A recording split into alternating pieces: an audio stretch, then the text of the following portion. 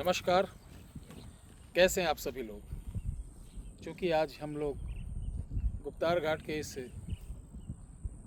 तराई क्षेत्र में आए हैं तो हवाओं का कुछ झोंका आपको डिस्टर्ब कर सकता है, इसलिए मुझे थोड़ा ज़ोर से बोलना पड़ेगा। प्यारे दर्शकों,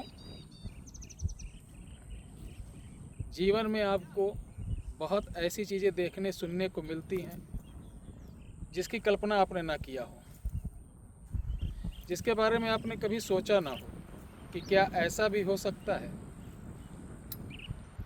लेकिन आप ध्यान दीजिए, हमारे पूजा पाठ में या हमारे वैदिक अनुष्ठानों में दीपक को क्यों जलाया जाता है? क्या कारण है दीपक जलाने का? प्रथम, दीप को प्रज्वलित क्यों करते हैं, वो भी वरुण भगवान के कलश के साथ? जानते हैं कि हमारा शरीर 5 तत्वों से बना है।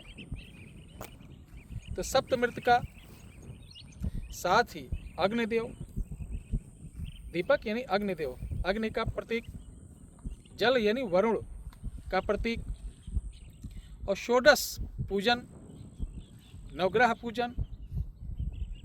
इनका एक लॉजिकल मतलब है, जो कि हम अपने इस पिंड से अपने इस 5 तत्व को बैठा के संकल्प जब करते हैं तो उन 5 तत्वों का प्रतीक भी हमारे सामने होता है।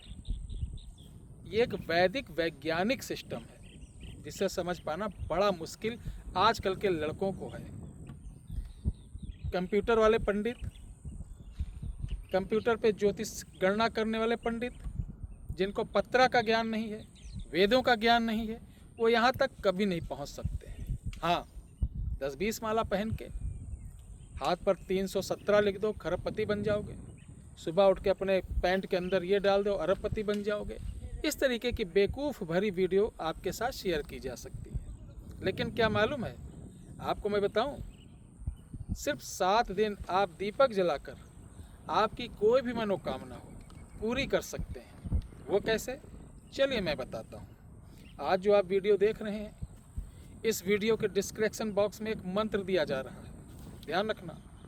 इस मंत्र को आप भोजपत्र, 7 भोजपत्र के ऊपर अनार सिंदूर यानी अनार का रस, सिंदूर और थोड़ा सा आपके इस सामग्री के अंदर हड़तल आता है, वो पत्थर होता है, उसको पीस के मिला लेना है और गुलाब के जल के साथ स्याही बना लेना है। इसी मंत्र को इस भोजपत्र पे लिखना है।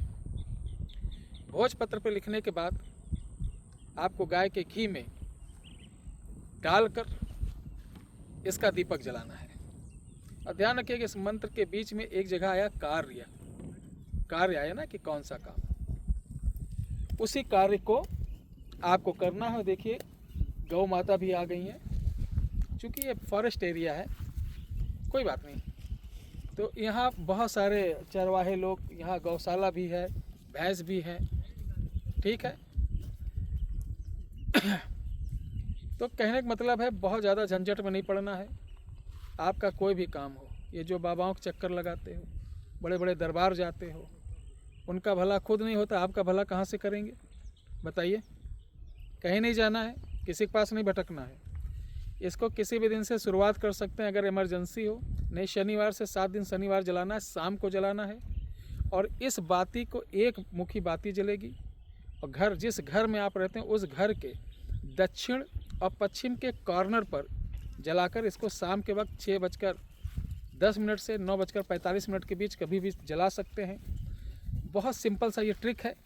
एक ये वैज्ञानिक परंपरा के अंतर्गत अग्नि देवता आपकी बातों को, आपके विचारों को, आपके कुल देवता, पिंड देवता सहित आपके इस मैसेज को आपके कुल देवता, ग्राम देवता, स्थान देवता, यानी 7 पिंड तक पहुंचाकर आपकी जो भी मनोकामना रहती है उसको पूर्ण कर देते हैं। एक चीज़ और बता दें, अगर आप और तेज़ी से इसका फल लेना चाहें तो जब इस मंत्र को लिखते हैं, लिखने के बाद इस भोजपत्र को, ध्यान रखना, उसी दीपक में ही डालना है। ये बताना मैं थोड़ा सा भूल गया था कि मंत्र को लिखकर दीपक में ही डालना, तभी जलाना है।